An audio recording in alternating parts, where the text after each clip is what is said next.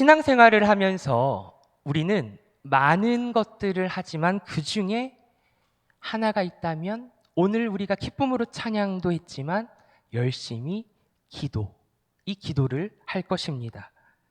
우리 아이들도 함께 예배를 드리고 있지만 그래서 교회에 처음 왔을 때 선생님이 알려주는 것이 있다면 주기도문과 사도신경일 것입니다. 그리고 우리는 삶을 살아가면서 가장 많이 하는 신앙생활의 요소 중 하나도 기도일 것입니다. 그만큼 기도는 그리스도인들에게 매일의 삶에서 빼놓을 수 없는 믿음의 행동입니다. 기도에 대해 우리는 많은 말씀들을 나누었고 들었습니다. 그렇다면 오늘 설교 제목인 것처럼 기도를 쉬는 죄, 이 기도를 쉬는 죄가 무엇인지 함께 짧은 말씀을 통해 은혜를 나누고자 합니다. 예수님은 이 땅에 오셔서 공생의 기간 동안 기도로 하루를 시작하셨고 기도로 하루를 마무리하셨습니다. 그리고 사역이 끝나고 한적한 곳에서 기도로 하나님의 뜻을 구했고 하나님의 뜻을 깨달으셨습니다. 왜냐하면 기도를 통해 하나님의 뜻을 알 수 있었기 때문입니다. 그리고 하나님의 마음을 믿음의 눈을 통하여 볼 수 있었기 때문입니다. 인간적인 생각으로 뜻을 이루는 것이 아닌 하나님의 온전하신 뜻을 계획하신 바를 이루어 가시려고 친히 십자가에 달려 죽으시기까지 구원의 그 길을 감당하시기 위해 예수님은 늘 기도로 시작하셨고 기도로 하루를 마무리하셨습니다. 기도로 나아가셨습니다. 그리고 그 기도는 지금도 예수님이 다시 이 땅에 오실 때까지 그리고 하나님의 나라가 이 땅에 완성될 때까지 계속될 것입니다. 우리는 그 사실을 알기에 오늘도 믿음으로 하나님께 감사함으로 나아갈 수 있는 것입니다. 그러기에 주님을 믿는 우리도 늘 기도로 나아가야 합니다. 새벽 예배에 나오시는 분들은 아시겠지만 우리 남성교회 얼마나 기도의 자리가 뜨겁습니까? 40일 새벽 기도 다 참여하신 분들, 선물 받기 위해서 나오신 분들은 단 한 명도 없으리라 생각합니다. 얼마나 뜨거운 기도로 하나님께 부르짖고 하나님께 나아간 줄 모릅니다. 이런 우리 남성교회 이 새벽 제단 하나님께서 얼마나 기뻐하실까요? 그 부르짖는 기도에 그 사랑하는 가족을 위하여, 구역 식구를 위하여, 교회를 위하여, 나라를 위하여, 선교지를 위하여, 오늘도 전쟁으로 기근과 핍박으로 고통 중에 있는 우리의 이웃들을 위하여 우리 성도님들은 열심히 하나님께 부르짖고 있습니다.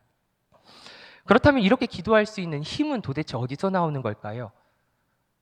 40년 신앙생활을 했기에 그저 습관적으로 기도하는 자리에 나오게 된 것일까요? 결코 그럴 수 없습니다. 때로는 아프기도 하고 때로는 힘도 들기도 하고 피곤하기도 하고 여러 일정이 있어서 나오지 못하는 경우도 있지만 그럼에도 불구하고 각자의 삶의 자리에서 최선을 다해 기도에 힘쓰는 그 원동력은 하나님께서 우리를 붙잡고 계시기 때문인 줄 믿습니다. 성령 하나님께서 우리를 붙들고 계시기에 오늘도 마음을 다하여 하나님을 찬양할 수 있고 기도로 나아가고 있는 줄 믿습니다.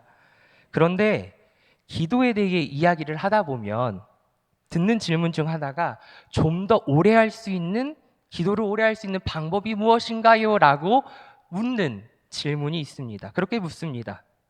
혹 방법을 알고 계시는 분이 계신가요? 기도의 정석은 없습니다. 그러나 우리에게 예수님은 가장 좋은 기도를 알려주셨지요. 서두에서 말한 바로 주기도문입니다. 주님의 기도를 주문 외우듯이 하는 것이 아니라 천천히 묵상하며 기도하는 것입니다. 주기도문에는 모든 것들이 다 들어있지 않습니까? 그러기에 기도에 어려움을 겪고 있으신 분이 혹 계시다면 주기도문을 천천히 묵상하시면서 마음에 와닿는 그 부분에 잠깐 멈추시고 그 몇 마디를 거기에 보태보시면 됩니다. 예를 들어서 하늘에 계신 우리 아버지, 이 문장에서 세상을 창조하신 이가, 온 우주 만물을 창조하시고 다스리시는 이가 나의 하나님, 나의 아버지이심이 얼마나 감사한지요. 너무나도 든든합니다. 하나님의 위대하심을 내가 이제껏 너무 하찮게, 너무 작게 여겼음을 주님 용서하여 주옵소서. 이렇게 몇 마디 더 기도로 나아가는 겁니다. 또 일용할 양식을 주옵시고 오늘도 아침에 눈을 뜨고 뜰 힘과 살아갈 용기를 더하여 주신 것도 감사한데 일용할 양식을 더하여 주신 이 주님 감사합니다. 하오나 우리는 이렇게 풍족히 모자람 없이 먹고 마시는데 지금도 저 건너편 사는 우리의 이웃들은 당장 먹을 것이 없어 굶주림에 허덕이고 있음을 잊지 않게 하옵소서. 나의 풍요로움으로 만족함을 누리지 않게 하시고 이 은혜를 함께 나누며 살아갈 수 있는 삶을 허락하여 주옵소서. 이렇게 몇 마디 더 하나님께 기도하면 되는 것입니다. 깨어 기도할 수 없겠느냐라는 책은 이렇게 기도하라고 예를 말합니다. 하나님, 나에게도 먹을 양식을 주소서. 어떤 음식을 먹어야 할지 알게 하소서. 내 주변에 어려운 이웃에게도 일용할 양식을 주소서. 아무개의 삶이 참 어려운데 어떻게 도와야 할지 가르쳐 주소서. 내 이웃 중에 굶는 사람이 없게 하시고 있다면 알게 하소서. 내 것을 이웃과 나눌 수 있는 마음도 주소서. 그래서 하나님의 풍요가 흘러가게 하소서. 마르틴 루터가 말합니다. 주기도문을 따라 기도하다 보면 내 기도가 풍성해진다. 그러므로 내 감정과 기분에 따라 기도하지 말고 주기도문을 따라서 기도해 보라고 했습니다. 이처럼 기도는 내 기분과 감정을 넘어서서 하나님의 뜻에 맞춰 충분히 성숙한 기도를 할 수 있도록 도와줍니다. 오늘 읽은 이 사무엘상 12장은 사무엘의 은퇴식의 연설인데요. 좀 더 정확하게 말하면 권력을 사울에게 넘겨주면서 하는 말입니다. 이는 이스라엘 백성들과 새롭게 세워지는 왕과의 하나님과의 관계를 어떻게 설정할 것인가에 대해 말해주는 내용인 것이지요. 사무엘은 왜 자기 지도력에 문제가 없는데 왕을 구했냐라고 백성들에게 묻습니다. 그리고 이스라엘의 역사를 열거합니다. 하나님이 모세와 아론을 세워 출애굽을 시키셨고 광야를 지나 가나안을 정복하고 지금 이 땅에 정착시키셨음을 모르냐고, 그리고 이 땅에서 하나님을 잊어버리고 범죄했을 때에도 하나님은 그들이 부르짖을 때 구원하셨음을 모르냐고 사무엘은 말하고 있는 것이지요. 하나님은 구원의 손길을 거두신 적이 결코 없으십니다. 구원의 손길을 거두신 적이 없으십니다. 늘 그들과 함께 계셨습니다. 그러나 이스라엘 백성들은 왕을 요구했습니다. 왜냐하면 그들은 불안했기 때문입니다. 주님을 바라보지 않는 삶, 주님을 신뢰하지 않는 삶, 하나님을 붙잡지 않는 삶은 늘 불안하고 초조합니다.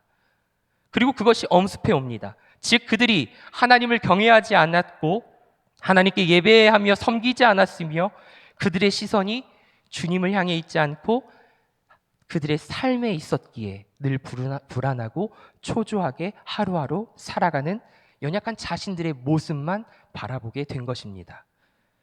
그러나 그런 그들에게 사무엘이 하고 싶었던 말은 결국 하나님과 이스라엘의 관계는 변함이 없다는 것이지요. 하나님의 사랑은 변함이 없다는 것입니다. 그러니 하나님께 순종하라는 것입니다. 너희를 인도하신 이가 누구인지 알고 두려워하지 말고 놀라지 말고 담대하라는 것입니다. 한눈 팔지 말고 오직 여호와 하나님 한 분만을 즐거이 살아가라는 것이지요. 그래서 사무엘은 이렇게 선포합니다. 23절 말씀에 나는 너희를 위하여 기도하기를 쉬는 죄를 여호와 앞에 결단코 범하지 아니하겠다. 여기서 너희를 위한 기도란 진정한 왕은 하나님이심을 잊지 않게 해달라는 것이지요. 그리고 우리의 삶의 주권이 하나님 아버지께 있음을 잊지 않게 해달라는 것입니다. 뭐라고요? 잊지 말라는 것입니다. 내가 누구인지 하나님의 자녀임을 잊지 말라는 것입니다. 오직 하나님, 나의 하나님이심을 늘 고백하며 그와 동행하고 있는 삶을 내가 살아가고 있다는 것을 잊지 말라는 것입니다. 사랑하는 성도 여러분, 사무엘의 이 기도, 내가 하나님의 자녀임을, 백성임을 늘 기억하며 담대하게 살아가게 해달라고 하는 이 기도의 신학이 어디서부터 시작되었을까요? 어머니에게서 배웠습니다. 어머니의 눈물의 기도, 한나의 이 눈물의 기도를 사무엘이 왜 몰랐겠습니까? 매일매일 기도로 나아가는 어머니의 그 모습을 바라보면서 이 사무엘은 많이 배웠을 것입니다. 아, 하나님 없이는 안 되는구나. 하나님 없이 살아가는 삶은 없구나. 어머니의 그 기도의 모습, 그 삶을 통하여 사무엘은 하나님을 보았고 하나님을 믿었고 하나님과 동행함을 경험했을 것입니다. 기도를 쉬는 것은 하나님을 외면하는 것이요, 더 심하게 말하면 우습게 보는 것입니다. 나의 힘으로 스스로 살아갈 수 있다라고 자만하는 것입니다. 그리고 그런 삶은 결국 죄악에 걸려 넘어집니다. 하나님의 뜻을 구하지 않으니 죄악의 길에 설 수밖에 없습니다.